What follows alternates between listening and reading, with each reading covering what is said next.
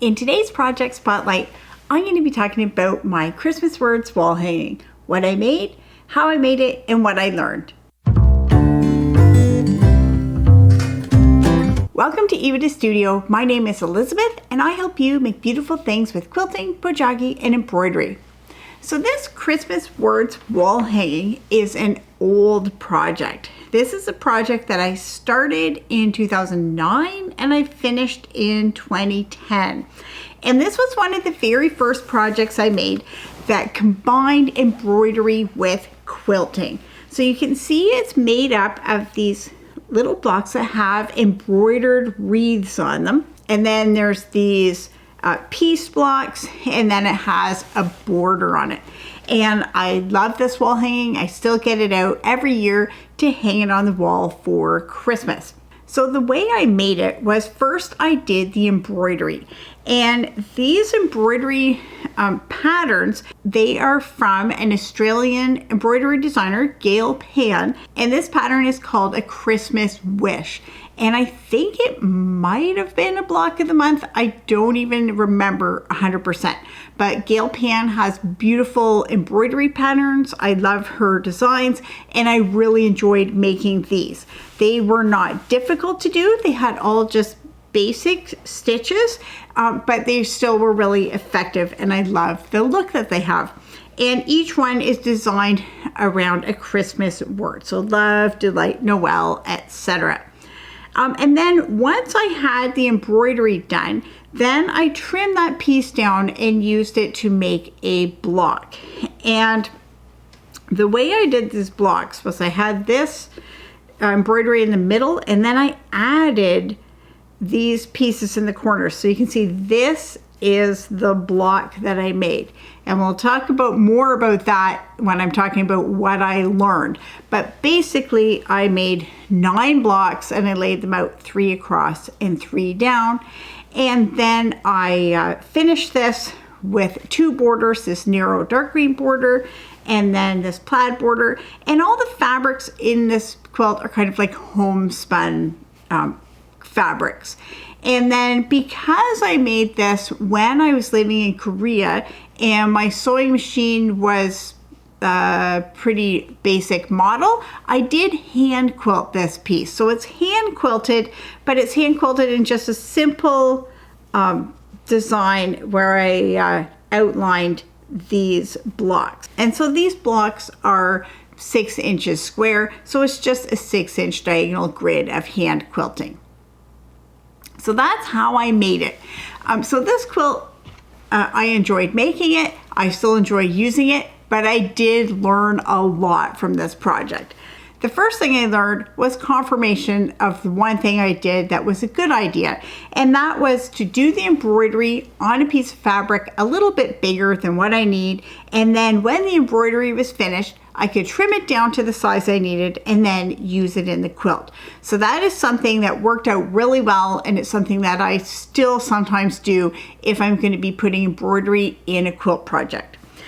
The one thing that I didn't do very well that I could have done, so this was a great learning experience, is if you look at the piecing in this quilt, the design of the quilt, the piecing was unnecessarily difficult. As you can see, this little green square here, this is actually the corners of these 4 blocks that surround it. But if you look at this just as a block, this could have been a square with a little border around it. It could have been much simpler to do. So if I wanted this design, it would have been much, much easier to have this as a block, this as a block, that's a square with a border on it, this as a block, and then join my blocks on point instead of trying to make square blocks and joining them in rows. Now I think what I might have been doing, if I remember correctly, is I might have wanted to have these alternate so that it was green, red, etc. And in that case, I needed to make all of these blocks the same, so that they all had red on alternate corners and green on alternate corners. But what I did 5 blocks one way and 5 blocks the other way. You can see this has green in those corners, this one has red. I should have done them all identical. In a normal situation, it wouldn't matter because I could just rotate them. But because this embroidery has words, I was not able to rotate them. So I had to think of this as a directional print when I was piecing, which I didn't do. And so that meant I ended up with this design. And so it turned out okay, but it was more difficult than it needed to be. I should have paid more attention to make all the blocks identical so that I could get that design with alternating colors, or just do blocks like this and lay it out on point. So that was something that I learned, is when you're doing embroidery and it has words, so there's a clear direction to it, then you have to pay extra close attention to the piecing when you're putting it together, because you cannot rotate blocks when you're going to be assembling them.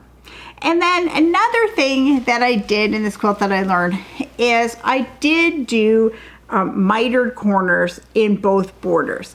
And that was probably a bit of overkill, especially because with this plaid, it would have looked nice to do just a regular flat border and then a straight border without the mitered corners. But I didn't even line up the stripes in the mitered corners. So if I was gonna do this again and I was gonna do mitered corners, then I would have lined up the stripes on here so that you could even see the mitered corners. Because as it is, it's very difficult to even see. It doesn't really line up. This one you can see it sort of lines up, but not exactly. This side, it doesn't really line up at all. So again, if I was doing this again, I would have either not mitered the corners or lined up the stripes in the corners so that the mitering actually meant something. So again, that was just making it a little bit more difficult than it needed to be, and not taking advantage of what I was doing with it. So that's something else that I learned. So overall, even though if I was doing this quilt again today, I would do some things really differently, but I'm still really happy with this quilt, and I still get it out and I hang it up every year. So if you want to see more close-up pictures of this quilt, you can click the link below to go to the post where you can see photos of each of the little embroidery blocks. And if you enjoy this type of embroidery style, then for sure check out Gail Pan. She still has lots of beautiful embroidery patterns that are available. And for quilting and embroidery inspiration, you can find that at my website, epidastudio.com.